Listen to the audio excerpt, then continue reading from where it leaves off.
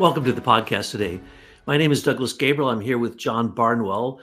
I'm the preacher of anthroposophy, and he's the scholar of anthroposophy. And together we put a series together, and we're going to talk today about the Incarnation of Ahriman, the occult annihilation of the soul, which today's title, I think, is something like The Secrets of, or the Deeper Secrets of the Incarnation of Ahriman. Welcome to the show today, John. Well, hello, Douglas. Douglas Gabriel, Dr. Douglas Gabriel, the most informed teacher and scholar of Waldorf education in North America, the protege of Werner Glass, who was a protege of Walter Johannes Stein, who was the important Grail researcher and one of the young pupils around Dr. Rudolf Steiner. And we thought we'd go a little deeper than the previous episode into trying to understand what exactly the distinctions are between Lucifer and Ahriman. A friend of mine, he's a classical pianist from Romania, and he did a study that's available on YouTube, but he points out that there's a sonata, B minor sonata by Franz Liszt, and he says that sonata is the only in all of music history, and if anybody would know, Tibor would. And that in there is two separate themes that interweave. And he says that it's clear, and he demonstrates how one represents the rising Luciferic stream, whereas the Ahrimanic stream is that descending cadence. And you know, when you see spooky movies and all of that, it's like going down into the crypt kind of cadence that captures the mood of soul of that spirit of materialism. And so we'll see if we could pick Douglas's wide brain here and get some more insights that are shed from hammering that rock. That's exactly what it is. It's hammering the sampo. Yes, it's forging the sampo. That's what we're trying to do in today's age. Steiner even tells us, study the Kalevala. We are Ilmarinen. And that's what we're doing with Ahriman today, because our book is about the incarnation of Ahriman. And as we look at that, there are very great, deep secrets. And the beautiful thing is we are not connect the dotologists. We don't connect the dots for you. We're not going to go beyond Rudolf Steiner. That's why I call myself the preacher of anthroposophy. I have a degree in anthroposophical studies, a degree in anthroposophy. Imagine that, and another. That's a BA and an MA in Waldorf education. So I get to talk about these things, and as I do, I find that the confusion out there is so profound. So this series of books called "From the Works of Rudolf Steiner," which are going to be about 20 books. And John is editing them because for 40 years, he's been checking up on things I say to make sure that it's actually accurate, and always saying, now, you're going beyond what Rudolf Steiner said, and that's speculation there, don't you? So today we're going to speculate a little bit to get into these deeper secrets, because these are absolutely the most pertinent thing that we could possibly talk to you about, except to understand the cosmic Christ and the wisdom of Christ, the Sophia of Christ, or Anthroposophia. That is the key factor. That's what Rudolf Steiner said was one of the three inspirations of anthroposophy, was the being of Anthroposophia. So that's the most primary thing you can. But secondly, it is the confrontation with Ahriman in this age, because if you do not win this battle, your soul could be annihilated. And that's why the subtitle of this is The Occult Annihilation of the Soul. And this is a very hot topic. Why? Because it's pertinent, because transhumanism is here, because as Rudolf Steiner told us about vaccinations, immunizations, and putting things into your bloodstream, extraordinarily dangerous. In this day and age, it couldn't be any more dangerous. So Ahriman's influence goes everywhere, all around you. It's surrounding you. And if you don't know that those forces are calcifying forces of death, they're forces of overcrystallization, they're forces of too much concretization, too much concreteness, That's what Ahrimans are all about. And we need to, in a way, take full advantage of that. Steiner said that we don't just try to annihilate Ahriman and all the Ahrimanic beings. No, we need to learn from them. And you say, but how am I supposed to learn from these Ahrimanic machines and devices that are evil? How am I supposed to learn from that? What's that about? He described here in America a thing called mechanical occultism, and it would be the challenge in America to face mechanical occultism. That is the work of Ahriman, and that's why Ahriman is predicted only by Rudolf Steiner, by the way. Many people talk about Lucifer kind of in the past tense, but few talk about this being of materialism, literally, that started in 1840 and just kept growing until now. We are immersed in it. We are swimming around in an Ahrimanic world. And just because you literally have, I forget my last count, billions of EMF frequencies beaming through your body at all moments, you can't get rid of them. That's Ahriman. But where did the idea come from? That's Lucifer. That's crazy talk that humans try to act like they're God and create these things. So as we're talking about these books, I also wanted to point out that I chose the very best editor, proofreader that I could find. That's John, and his book, his books already demonstrate his acumen in that area and his extreme skill. I, as a Waldorf teacher for all those years, and still am, and matter of fact, we're resurrecting the turning to a higher level, a new tier for the Eternal Curriculum site, a Waldorf site, because of what's happening in the world, because Ahriman has found its way into the Anthroposophical Society and annihilated it. He's found his way into Waldorf education and is trying to annihilate it and is pretty much on the way there.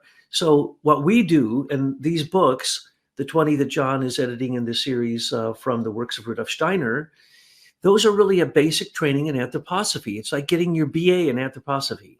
And then the other books that are coming out, another 10 or so books, as well as other books we've done, are going to be kind of a training as a Waldorf teacher to get you to experience anthroposophia, the being of Sophia. In other words, the wisdom of the cosmic Christ is in the Waldorf curriculum. And so the other books we were putting out are going to be in this really cool thing. But the thing that we're really excited about right now is from the Works of Rudolf Steiner series, because this is my work of, gee, John, how many years is it? 40, 50 years, right?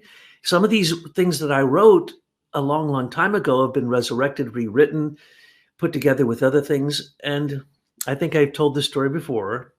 This came about also because when Tyler and I finished the Gospel of Sophia trilogy, I went on the internet and I didn't know anything. I didn't know anything about the Facebook or anything. I said, I'm going to, post this. I think other anthroposophists may be interested in this. John said, don't go there, man. You're too sensitive. You can't handle it. And I'm like, what are you talking about? First day I'm on there, some jackass starts bashing Rudolf Steiner. Now, it just so happens that when I find out his real name, I've known this guy for 30 years, right? But he's bashing Rudolf Steiner. So I squished him like a bug with logic and with Rudolf Steiner quotes. And that led to me being, for a year or more, fighting off people who were bashing Rudolf Steiner for the silliest, ridiculous, most absurd accusations. And so that led, along with all the work that I'd done from being a teacher trainer for many, many years, a Waldorf teacher trainer, I created a lot of these books as pamphlets, because so many teachers, hundreds of teachers, would say, well, tell me more about Novalis. You're always quoting Novalis. So there's a book on Novalis. Well, no one quotes Anna Bonus Kingsford. Why are you quoting her? Oh, Lordy. Well, let me show you why I'm quoting her. Or, here's Emerson and why, Steiner said Emerson was the anthroposophist of America. So I created all these little booklets, right? And I would hand them out to people. I Xeroxed them. I spent a fortune making these for the teachers and other little things like that. So now all of that, because of the brilliant producer I have, most brilliant producer anyone could possibly ever had, said, no, Douglas, you have to take your 125 articles and all these books you've done, and we're going to put this into different series. One called Masters and Avatars, another one called From the Works of Rudolf Steiner, and other ones on Waldorf and some short story books and this and that. So I said, well, that's a brilliant idea. I never thought of that. So these things are now going to come out as rapidly as we can get them. They're mostly, well, they are all written, and we're just going through them now. So the first one, I'm going to show it again because I'm so excited. I don't usually do this, but this is going to save you reading 378 Rudolf Steiner books and trying to synthesize that in your spare time. We understood as Waldorf trainers that our poor teachers trying to become Waldorf teachers had the biggest task there was in the intellectual world, in the cognitive realm. To understand Rudolf Steiner, oh yeah, good luck. Okay, now 378 books. When I started, there weren't that many, thank heavens, because I had to read every one of them. And I went to the place where these libraries were, and I stayed there, and I read all these books. And I took notes. So this is the notes of 50 years. These are the deeper secret notes. So when we're talking about the deeper secrets of the incarnation of Ahriman, though I don't drink coffee, I'm all worked up, and I'm ready to spill some secrets about that, John, because so many people get so confused with this, and it's, for instance, one reference that's in this book. Every reference, there are 489 references to Ahriman in Steiner's work. Only 30 on the Asuras, which we were talking about. The Asuras are this third element. There's Lucifer, there's Ahriman, and then there's the Asuras. And the Asuras are led by Soroth. The Luciferic beings are led by Lucifer. The Ahrimanic beings are led by Ahriman. Lucifer incarnated in China, according to Steiner, in the 3rd millennium BC. Ahriman, as the counterpole to that, with Christ being in the middle as the turning point of time, the mystery of Golgotha, the most important moment in all of spiritual human history and the evolution of the earth, is in the middle. But to the extreme ends, the 3rd millennium BC Lucifer, 3rd millennium AD America, or North America. Sometimes he says America. And so what is that? Well, there's also the Asuras who are in the middle. That's Soroth. That's the Antichrist. So when they say, oh, there are literally silly writers out there who say Obama was Ahriman incarnated, because Steiner predicted he would incarnate in the 3rd. I have to be careful because there's 4 ways he said it, but around the 3rd millennium AD. Some would say that literally that being is here, and they have already guessed that it was Obama or Soros or King Charles or all these different people. But you can go and get the details, and the details are in this book, and you can figure them out yourself. Write them down, and you'll see that what we're about to tell you is what Rudolf Steiner says. And then anything beyond that, I'm going to say, well, here's my own research, or here's some speculation, or here's whatever. But it's the crucial point that we need to study in this age is not only anthroposophy, which is what From the Works of Rudolf Steiner series is all about, but also Sophia. And that's what Tyler and I wrote as the Gospel of Sophia, the trilogy, which is really kind of a spiritual science cosmology for those who don't have one. But we give you a choice of different cosmologies, languages of the spirits in the Gospel of Sophia. So it's really all there. And I thought I was all done. And then I got on the internet and started battling all these people. And now nobody argues anymore about this stuff, not on Facebook and the sites that I know. And I'm on most of those anthroposophic sites, about a million people, supposed subscribers. And nobody's arguing about Steiner anymore. They simply put up his quotes because the truth of Steiner is in his own words. You don't need to change his words. But what you do need is 100% thorough study. And that's the reason that I've asked John to be the editor of these, because anthroposophy is the most complicated philosophy, Christology that there is. You're not going to get one more thorough. And so to believe that you have the whole picture is a delusion. You would have to read Steiner 20 times over. That's say 400 books read those 400 books 20 times over, and then you'd still be writing down notes going, holy Lord, John, did you notice that in this particular, he said this? And we're going, well, I've read that 10 times. I never knew you read that. This is what Steiner is. So we're trying to break this down. I don't know, maybe you'd call it it's not like a Prokofiev, who is a commentary on Steiner, on his complete opus. These are like helping people get there. People who think they're smart anthroposophists, who aren't. People who've never studied Steiner before. And if you study Steiner, you're studying all world religions, all mysteries, all levels of every type of initiation. It's all in there, okay? So when you get to the deeper secrets of Ahriman, I'm going to go into that next after John responds to that stuff I just said. Stuff. Said like a true American. Yes. Dealing with all this stuff. I mean, literally, Rudolf Steiner's collected edition, the Gesamtausgabe, as it's called, GA. There's published so far some 358, and like you say, it'll stretch out to 370 something. So you're talking about 36 and a half feet of shelf space of books.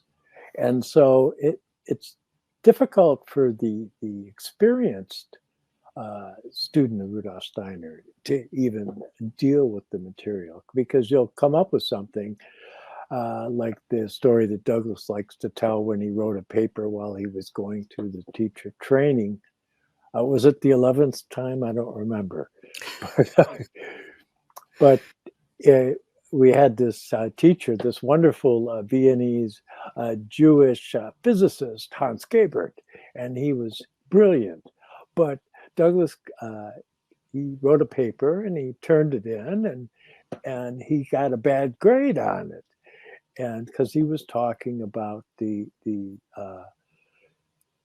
impulse of Christ, and that there's the three stages of the pre Golgotha experience of the deeds of Christ. So there these threefold deeds of Christ that happened in Lemuria and two in Atlantis before the mystery of Golgotha, the crucifixion, ever occurred, and that they had to do with the incorporation of what Rudolf Steiner on many occasions calls the Christ impulse. And in looking at that more closely, you realize that somebody as experienced as Hans Gebert, he gave him a bad grade, and Douglas got upset, and he went to Werner Glass, who was the head of the Institute. And Werner basically said, Hans, you have to read this lecture. You know, and there's this one particular lecture that deals with the pre-earthly deeds of Christ. And Hans hadn't read that, so he didn't know about it. So when Douglas brought it in there, he just thought he was throwing his own improvisations into the paper. And so that's the way it is. And you'll think that you figured something out, and you'll stumble on a lecture on how to make a doll, and it'll have a sentence in there that makes it clear that no, you don't really understand it. And so you have to have a certain reticence, shall we say, when you study Rudolf Steiner. And I'm humbled on a daily basis. And so these books can serve as an inspiration to study the Rudolf Steiner material in greater depth, but providing a good service, because before this, there used to be these little pamphlets like that people like Stephen Robos would put together, where they would take numerous quotes from Rudolf Steiner and put them all together in a little booklet. And this is like that, but on a more developed level, in which we've collated references to particular subjects so that somebody who's new to anthroposophy will have a easier entry into the material, or somebody who's more experienced can help clarify the things that they think they know. And like I said, I'm humbled every day. I'm reminded the story of Harry Collison, who was a kind of an aristocratic British individual that was responsible for the development of anthroposophy in Britain at that time. And he was riding in a car with Rudolf Steiner, and he said, "Here, doctor, could you creates some works for English-speaking people as they're not as disciplined as your German-speaking people. And Rudolf Steiner said that he was not willing to sacrifice truth for the sake of lazy minds. And he meant it in the kindest sense, but it's true. But Harry Collison did do some efforts in that direction, like he did a book called Investigations into Occultism, for example, which was kind of a compilation book. It's attributed to Rudolf Steiner, but it's not an official book, so it isn't reprinted.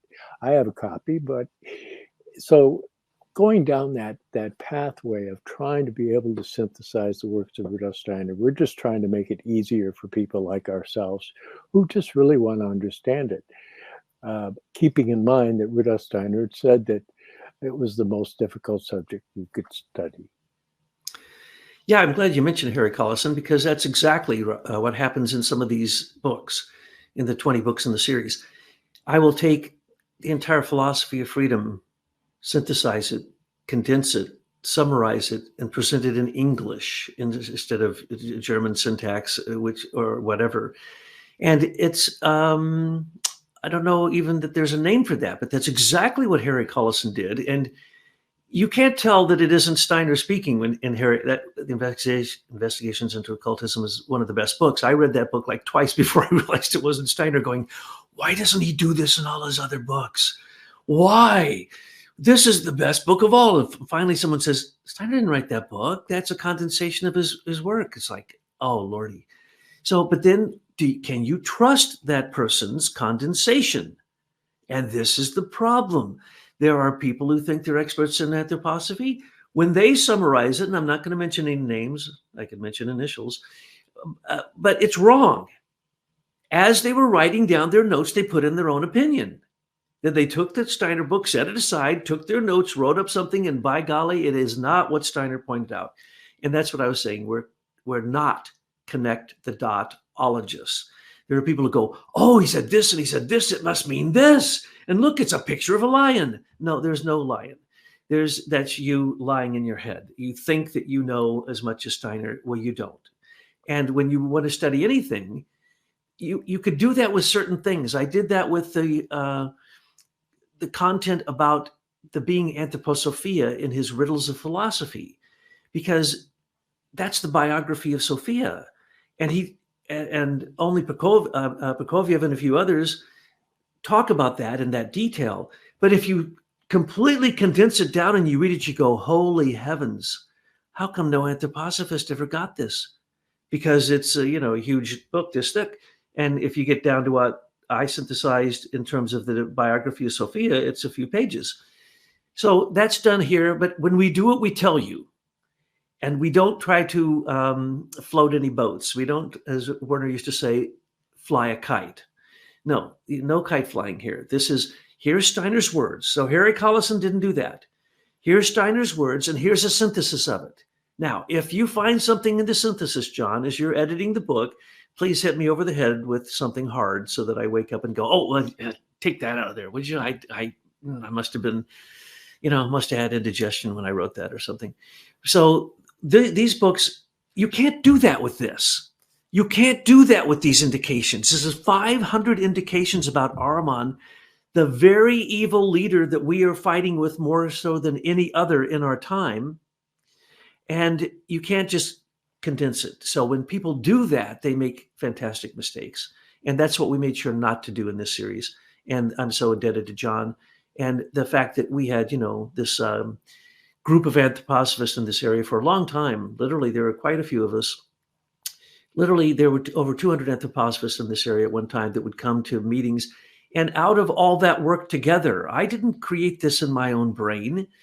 I don't have a brain that big. I had to synthesize it by working with hundreds, if not thousands of teachers asking me difficult questions going, I'll get back to you on that as I go look for a few books. In the old days, John, remember, if I'd say to John, where does Steiner say that black is not a color and should not be worn by a Waldorf teacher?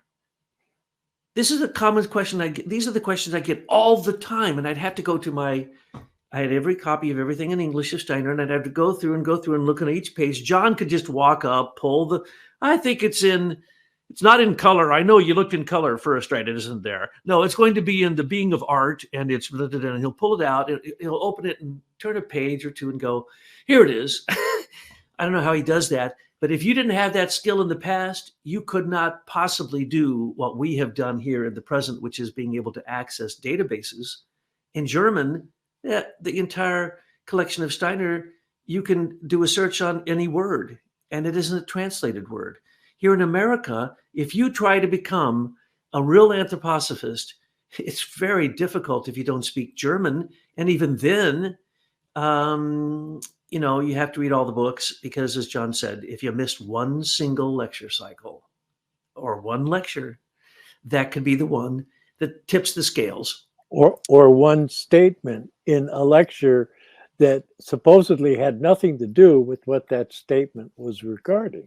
See, and that's the thing is, and then his diverse way of naming time periods. He'll call them periods, epochs, ages, and which we had to do a whole book just clarifying what all that means, and that's the other volume, How to Become an Angel. And because really, if you don't know that and you're reading it, and he's talking about, the war of all against all, well, most people that are into Christology, well, they want to know what he says about when that is.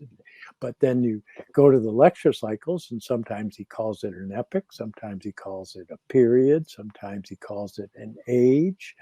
And so it's difficult to sort through a lot of this. So we've tried to do some of the heavy lifting for the students, so that there's a consistency in our terminology that makes it easier for you to be able to think the thoughts. Keeping in mind, though, that it's just coming up with the abstract representation is important, yes, but that's not the goal. The goal is to be able to take this and bring it into life as moral imaginations, and to be able to have this kind of develop your own mythology out of it. Rudolf Steiner, in the Outline of Occult Science, or sometimes it's published as the Outline of Esoteric Science, he says, this is the language of Christ. This is the language that Christ wishes us to have, so that we can communicate regarding things that are not of this world. Like, remember, Christ said, my kingdom is not of this world. And so you have these, my Father's house has many mansions. Well, Rudolf Steiner is really the only one I know who goes to the trouble to give you a guided tour. Absolutely. Now, there will be people who are listening to this just so that they get to hear you or I, and they'll read the book to see what our determination is on who was Lucifer when Lucifer incarnated in a physical body as the representative of the Luciferic beings in China, in the Central Asian Mystery Initiation Center of Manu. So first off, you'd have to explain, what is that place, the city of Manu, the Mystery Initiation Center. And Manu was the Noah of Atlantis, and he brought the migration over the Himalaya Mountains to the east end of the Tarim Basin on Lop Nor Lake, very near Lop Nor Lake, and also had libraries a little higher in Outer Mongolia in the Gobi Desert. Rudolf Steiner makes reference to this. So does Blavatsky. And a number of people, they know this happened, that this was a tradition.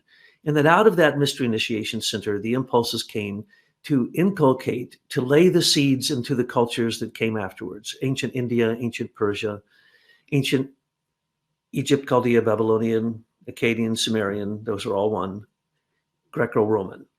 So strangely enough, you can literally trace this back now, and you can figure out these things if you understand the northern and the southern mystery streams, which you're going to probably hear me from now on always saying, and that's in the book entitled, but that book hasn't been printed yet. But we put all this stuff in there so you can do this research. But people are going to say, oh yeah, well, we know exactly who Lucifer was in that incarnation. Well, no, they haven't found anybody who quite nails it the way that it probably is. And that's all we can say is probably is. First off, The earth is spinning faster. Time was slower in the past. Time is getting quicker.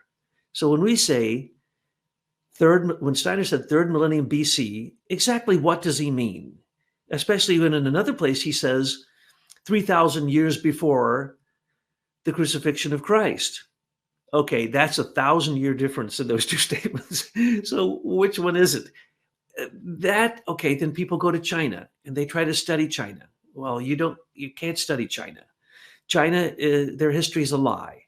They won't open any of the pyramids because they're afraid they'll find they're Aryan and not Chinese. And that's a fact. They state that. That's the reason that Emperor Qin, the one who combined the kingdoms to make what we know as China and built the Great Wall, they have yet to open his pyramid tomb. They know what's in it. They've done the mercury studies on it. The descriptions have panned out. Will they open it? No, because they're going to find out that the Chinese aren't the smartest and they weren't the first, and they didn't get their wisdom from Chinese. They got it from Manu. And Lucifer, who lived in that place, the city of Manu, subsequent to that, when the mystery initiation centers were quite active, Lucifer incarnated into that city of Manu that had 200 libraries filled with the wisdom that the ancient Manus, and there were multiple Manus that incarnated that lived in the city. It's actually probably the same being, is the same being. And so when Lucifer came there, Lucifer had the wisdom of all of Atlantis and all that has inculcated those cultures I just mentioned. And he had total access to the mystery initiation centers there in the city of Manu and also the libraries. So he basically had one thing that we can track: an obsessive desire, like most of them had, to live eternally on the face of the earth. Lucifer was the most obsessed person for that in the past. And so Lucifer did all kinds of things. And that's why Mercury is so prevalent in the burial chamber of the ancient Chinese emperors, because they all thought that Mercury, if they took it, would give them long life. If you were Luciferic, the most Luciferic thing you can say is, I'm going to live forever in this body. I mean, that's just stupid. That's not what it's made for. I mean, that's like an oxymoron, okay? Ahriman wants the same thing, but Ahriman wants to do it in a machine. But Lucifer said this. So then you say, well, then, okay, it's the Yellow Emperor. Oh, no. You got people writing books. Lucifer was the Yellow Emperor. Probably not. We don't know who Lucifer is. But I wrote 3 stories. One is called Immortal Love, and it tells the story from that perspective, in the perspective of understanding Scythianus and Tampash and Miwoche, as well as Manu, as well as Lucifer's incarnation. And then 2 other stories, Lucifer's Grail and Lucifer's Stones. And if you get all 3 of those stories, you will get my opinion. But it is not a simple opinion, because I'm not going to clearly state that, even though I believe I have evidence, a botanical evidence, to prove that Lucifer sent a mission to the land of Lu, and the first map we have in history is of the land of Lu, and that expedition planted the sequoia trees. How old are because they were crossbred. Sequoias aren't natural. They were crossbred. They were planted in only 30 groves in the whole world. Everything else to that is subsequent to those 30 groves. And what is that tree? It's an immortal tree. It doesn't die. How old are they? Well, then if we know how old they are, we know when Lucifer lived. So if you want to get the answer to exactly when Lucifer lived, all you have to do, look up how old the oldest sequoia is, because they're all going to tell you they're the same exact age. And then if that's the case, then everything makes sense what Steiner said. It was between 2000 BC and 3000 BC. But time sped up. So the counterbalance isn't the exact point that it was back then. It's been changed and it's been sped up. And I believe that the 2000 AD indication for the incarnation of Ahriman in North America is probably right, even though some will debate that no, it's not going to happen for another 1,000 years. Well, there's a challenge there, and you mentioned it in our previous episode, but that when he says, well, the third, not a year of the third millennium will pass where Ahriman is not incarnated in America, North America, I believe he said. Well, if you look at that, well, what does that mean? Well, we passed the year 2000, we've entered the third millennium. See, so you could say from the beginning and then all the way, some try to push it further, like if you're going in the past. A good candidate for the incarnation of Lucifer is King Wen, the individual that came forward with the I Ching, where he saw the trigram, the Bakwa formation on the tortoise shell. And so you have the I Ching arising as two trigrams, making a hexagram, and they're just, solid line and line with it, a space. And so there's the permutations of that is the Bakwa. And so that's a very challenging subject, and you can get into certain indications regarding the beginning of the dynastic periods in ancient China.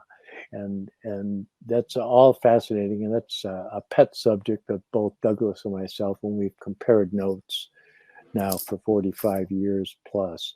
And it's fascinating because there are certain details that escape some people, like when he talks about how the origin of the Mongolian people from the seventh subrace of Atlantis, the Mongolian subrace. But yet what are considered Chinese people are a Turanian offshoot. And that's a completely different Atlantean subrace.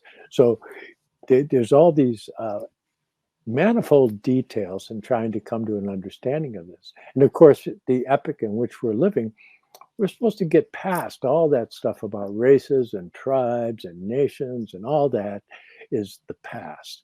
That's something that's going to shackle us to the past. And Lucifer, he wants to reminisce. He wants to take us back to the good old days. Ahriman wants to bring in the future too soon before we're prepared to deal with it. And so we have to find that point of coherence. And that point, that's the Christ impulse. That's to be able to find the equilibrating impulses that can hold Lucifer back and keep Ahriman in his proper realm. There's the story of where Christ is walking with Saint Peter, and Peter made a comment, and Christ turns to him and says, "Get thee behind me, Satan." Right? It's like he didn't get a howitzer and blow away Satan or Ahriman. He said, "Get thee behind me," like he dismissed him back into where he belongs. And so it's more that kind of a lighthearted mood of soul is what's going to be most useful for you in this kind of an endeavor. When I was teaching fifth grade and I had to teach Manu, I did this research. And just like in third grade, I did the research on the Garden of Eden, found the Garden of Eden, and was going to go there and get the botanical proof of my theory, because I simply took it literally, the descriptions of the Garden of Eden, and found the exact spot. The oil company Halliburton, as I was doing that and literally planning my trip there, FBI came on the screen and said, you're using, the satellite images. You can't use them anymore. We know who you are. We know your IP address. And I couldn't do it anymore. And then they built a hydroelectric dam there and buried it. Same thing happened at Lop Nor. The city of Manu was at the eastern end of the Tarim Basin at what is now a dried up lake called Lop Nor. And they know there was a city there because Halliburton found the city. Oh, isn't that a coincidence? Halliburton again found the city. And then what happened? Then they went to the Gobi Desert. Why were they at the Gobi Desert? They were doing satellite soundings and stuff for oil and all this, but somehow they found the Garden of Eden, put it underwater. They found the Lop Nor, put it underwater. And then they found and I had pictures of this at one point. I wish I had them now. Halliburton took pictures of pyramids they found in the Gobi Desert, and the satellite soundings said that there were 200 of them. They uncovered one, took pictures of it. Then they got in huge trouble from everybody. Outer Mongolia, China, everybody, the whole world got mad. They buried it again. no one wants to do anything about it. Now, you think that's unusual, but no, if you go to the northwestern end of China, you'll actually find the largest pyramid on the earth. No archaeologist has ever stepped foot on that ground. No one's ever tested it. Nothing. Well, there's 12 of those pyramid cities in China. None of them have ever been excavated. Next to the king or Emperor Qin were the pits where the terracotta soldiers were found, and they're so extensive they keep finding more, but they won't touch these pyramids because of what John said. They know, and what I was insinuating, he made it specific. People will say they're Mongolian. No, they're not. They're Turanian. And not only that, the Tarokians in the Turin Basin were Aryan. They were Scottish. They literally wore kilts. They had red hair, blue eyes, okay? So when it comes down to it, what I'm telling you, if you do the research, you're going to go, wait. None of the research set agrees with what you're going to read in a book. And that's true. Most of this stuff is not in books. So Lucifer, incarnating in China, Rudolf Steiner says subsequently that his influence, which is the influence I'm talking about, wanting to have all knowledge put into libraries, sending out expeditions all over the world to find out anything that could extend his life, anything that's magical, anything that's mythical. He took the legends of the mountains and the seas, and he sent an expedition to America because the legends, the Chinese had been in America even before 2000 BC. They were here before that. They've left artifacts every time they came, and they left a botanical record all the way from Alaska down to the tip of South America. And I've studied this. We've studied this. And what comes of this is that, isn't it interesting that the same company, Halliburton, that is responsible for so much evil today, hides the things that would have given people more faith in the past and been able to listen to these things and perhaps cognize them. But Lucifer's effect in China ultimately led to the ability for the Gnostics to accept a threefold but singular God. So as John was saying, if you want to be totally monotheistic, you got to be careful, or too polytheistic or pantheistic. But what we have is we have one God with a Holy Trinity, 3 in 1, 1 in 3. Each are the same, each are separate. That can't be in the human mind. It's a double or triple paradox. But if you could understand that, that is a gift of Lucifer. So Lucifer is redeemed to the end by the Holy Spirit, the Holy Sophia. And Ahriman is redeemed in the end by Father God. Oh, that's interesting. It doesn't quite match up with the Asuras. You see, when you look at these things, you got to be really careful. You can't just say, yes, it's this way. And then if Christ, of course, redeems Soroth and the Asuras. And so all of them are going to be redeemed in the end. Evil's only here for a short time to do a certain job. And evil from the past wasn't really evil in the past necessarily. But if we hang on to it, the Luciferic past, it can be quite evil in the present. So take, for instance, in the old days, Zarathustra was a priest king. He had direct contact with the divine world. To let that devolve, continue, and then devolve into the monarchy of West Europe, those are the most devolved people in history. If you read the British monarchy, I have a degree in British history, okay? Nothing's more devolved than that. Nothing is more animalistic than that, that thinking that you have a connection with God, should be the head of your own church, rule all the people because of your bloodline, when you don't even know where your bloodline came from. And that's the problem with all of this. The real bloodline is the etheric blood of Christ. And that's the solution to being able to balance the past of Lucifer and balance the present and the future of Ahriman, because Ahriman's staying with us. He's not going to leave. We're not going to defeat Ahriman. We're going to learn to take his machines, and we're going to get bored with them and not use them anymore. We're going to start to think again. We're going to start to have our own willpower back. We're going to have our own feelings, not just cold, dead feelings from machines. And we're going to turn machines into moral machines, according to Rudolf Steiner, where only a moral person, like he mentions John Worrell Keeley, invented machines that only he could work. To get them started, you had to have morality in you. But once you get them started, they're perpetual motion machines.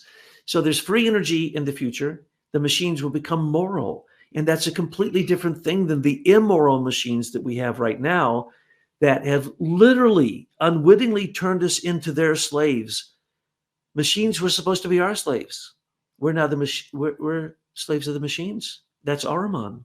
Ahriman has control over, Ahrimanic beings have control over us. And Ahriman in the West, we'll talk about that next, but with Lucifer, you have to be really careful. Time wasn't even the same back then. Things weren't the same. What we think was history, oh no, you better look again, because the closer you look, and by the way, you better get last week's research, because up until recently, they thought Tampa Shinra Miwoche was a myth. Within the last 2 years, I think it was, they found the city, Zhangzhou City, completely deserted. Everything's there. All the records are there. It's written in Zhangzhou. It's ridiculous that we never knew that one of the most powerful cultures out of Central Asia existed, and that they thought it was just myth. No, we have to pay attention to the past, because the past has the secrets to the future. And that's what we tried to put in these stories that Tyler and I have written together, Immortal Love and Lucifer's Grail and Lucifer's Stones. Because once you understand this, folks, you are Lucifer. You are Ahriman. And that's okay, because you can redeem it if you have the Holy Spirit, the Father God, and you can even redeem the future of Sorat trying to steal our hearts and our lives and all of evolution and our ego. You can redeem that right now with the power of Christ. Yeah, ultimately, that's the key, is that it's through Christ that these things become, shall we say, coherent, that the human being becomes a coherent being, and that our future lies in the terms of Rudolf Steiner, to evolve into spirits of freedom and love.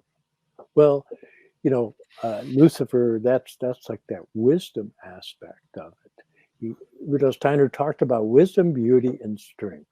And he said, you know, the wisdom's the Luciferic aspect that gets redeemed through the Holy Sophia, the Holy Ghost. And that the strength aspect, that's that martial characteristic, that's that Ahriman impulse.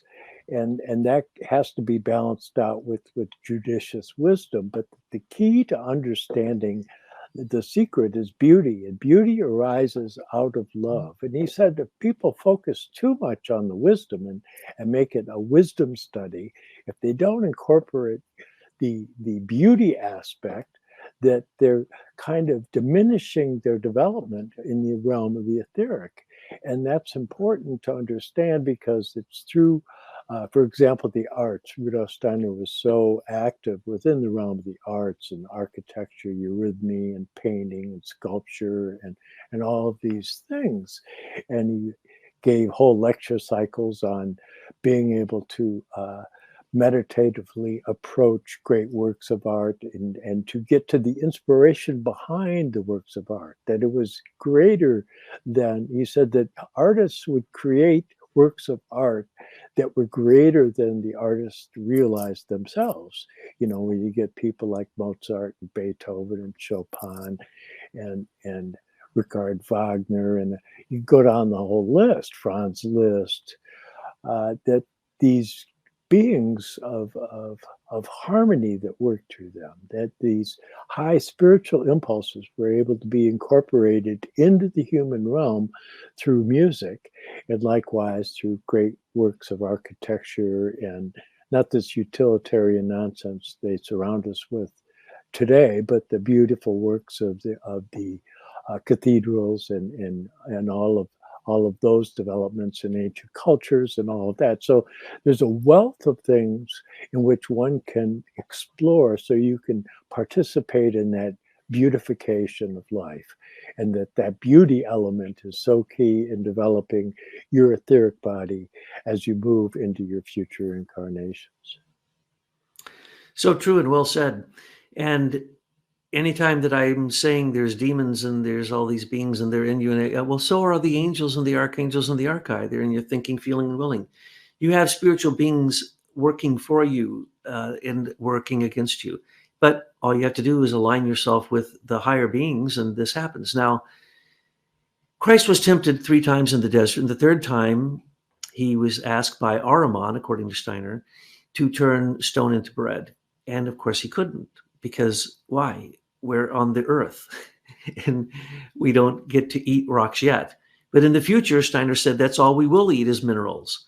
So in the future, Christ will conquer Ahriman. But in the moment, the metal, the mineral, the rocks, the physical world, Lucifer's delusion of color and the things we see, all this is so utterly profound that it's very, very, very difficult to get a perspective and understand this. But once you see the cosmology of Steiner and you see the past, the present, and the future, and how all these beings fit in and everything has a place, and you're one of the hierarchy, you're a 10th hierarchy, freedom, we're beings of freedom and love, as John just said. There's beings below us, elemental beings, all kinds of beings, fallen beings. There's beings above us.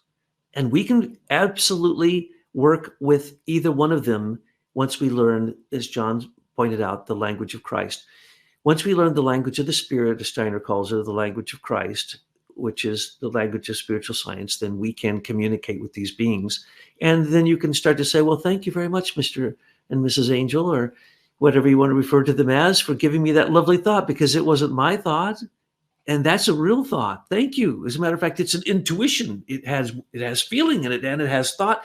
And bingo, bango. I started with my brain thinking about something, and then I dozed off, and I'm in between sleep and dreams and waking, and all of a sudden I get an inspiration, and that inspiration inspires me for the rest of my life. That was an archangel. But it used images probably, and that was an angel. Or it might have spoken to you, and that was an archai. So literally, all the time, you're working with these beings, whether you want to acknowledge it or not. So don't be frightened by the fact that there are beings of resistance. Without them, we wouldn't have ground to walk on, plants, animals. We wouldn't have anything. So they've made donations in the past, but sometimes their donations became very selfish, and now they want to steal the humanness. They want to steal your ego. The battle right now, Christ's fourth deed was the mystery of Golgotha. His deed now is reappearing in his second coming in the etheric realm. And of course, we have a book coming out on that. And so if you're working for Ahriman, you're not getting the nourishment that Christ is giving from the etheric realm, which just so happens to be in the Gobi Desert, right where those pyramids are I was just talking about. It was called the White Island. And all the traditions, old ancient traditions talk about this, that there is an etheric realm that you can go to if you're spiritual, and it will nourish you every single night. But if you're not, after you die, if you don't know that Christ created these realms, Christ is in that realm, his second coming is happening right now, and you can experience it. You can have the Damascus experience that Paul had if you go into this realm. And that is what the temptation of Ahriman saying, turn the stone into bread. Christ's Eucharist is a bread and a wine. It's the nectar and ambrosia of the gods. You can go there. You can get it. What does Ahriman want to stop? Number one thing, that. Ahriman wants you to believe the gospel is absolutely literal, the gospels, and that the Bible is literal, and it can't be literal because there's 2 different genealogies, aren't there, of Christ. How can it be literal? Just that alone. It can't possibly be literal. Just take a look. But because we're blinded by, people who say, I am rejecting Ahriman in this materialistic world, I'm going to go to the Bible and say that it's literal. I'm going to underline certain passages, and I'm going to become a preacher, and that's what I'm going to preach, just those passages. Because why? If you looked at the whole Bible, you'd have to see it as mystery wisdom. Christ said it. He said, for the common people, I give parables. For you, I will explain the inner mysteries, he says. So that's what we're dealing with now. Now, let's talk about, if you want to understand the incarnation of Ahriman now, I've explained what I believe, but of course, nebulously, you have to go read a bunch of other stuff because it's very, very complicated. But if you want to understand the incarnation of Ahriman, that's not complicated. John just gave you the quote. Not one day of the third millennium will pass third millennium AD will pass, that Ahriman will not be incarnated in America. And he goes into many descriptions of this. He literally at one point, and it's so silly, I was reading someone's view of this today, where he keeps calling Ahriman John William Smith.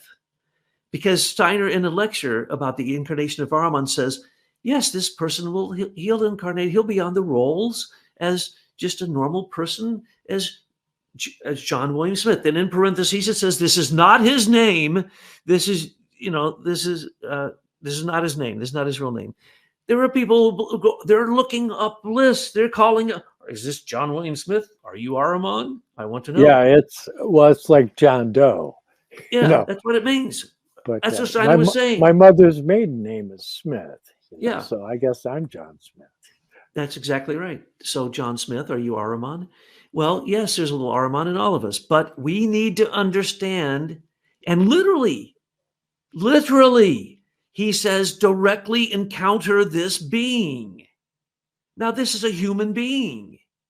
How are we going to directly encounter them? So Tyler and I wrote some really funny stories, and we have a story called The Biography of Ahriman in our head. We haven't written this one down yet because why? We know the secrets that are going to make Ahriman fail.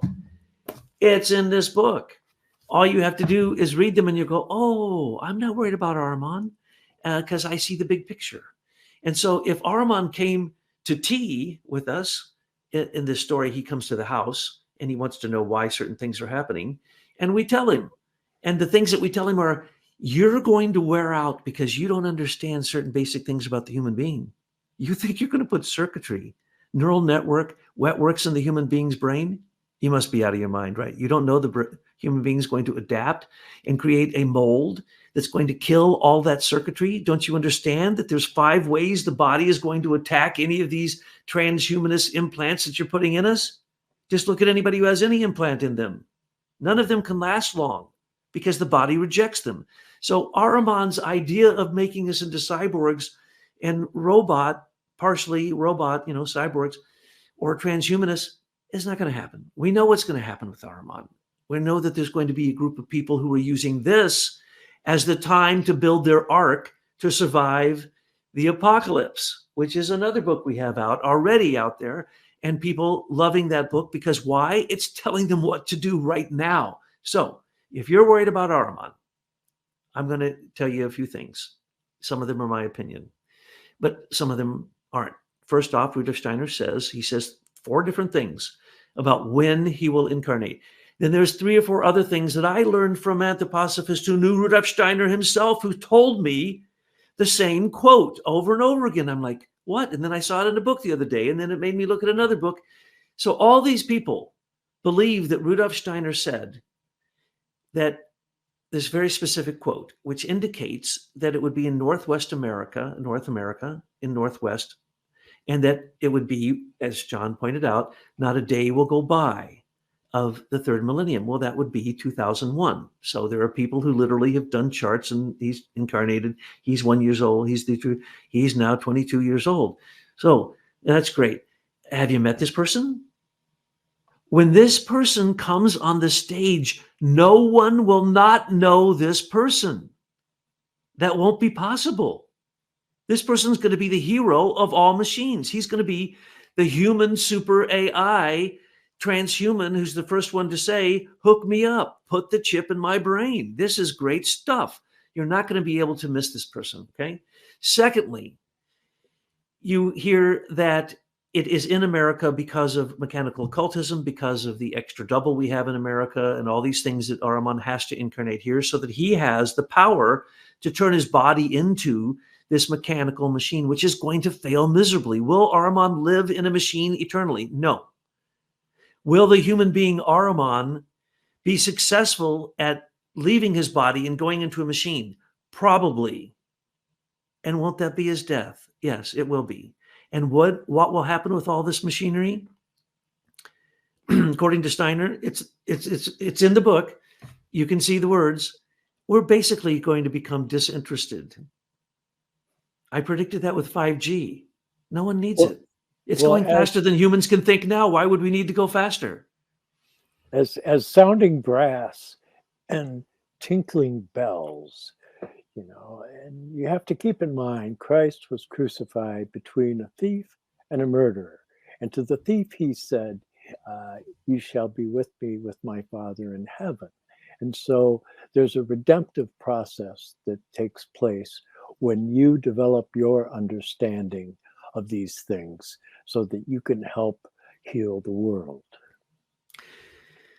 We need another pot of coffee because we're just getting going. There's so much more to say, but the quotes are in the book. Some of our opinions are in the book, and we make clear that it's our opinion. But basically, we want you to study these things and for you to come up with insights so that you can literally confront Ahriman as a human or as a machine or as the Ahrimanic beings of materialism and conquer the demon by saying simply, "Get ye behind me." Throw your phone over your shoulder, throw it in the pond, and say, "You will not control me. You will not steal my free will. You will not steal my love."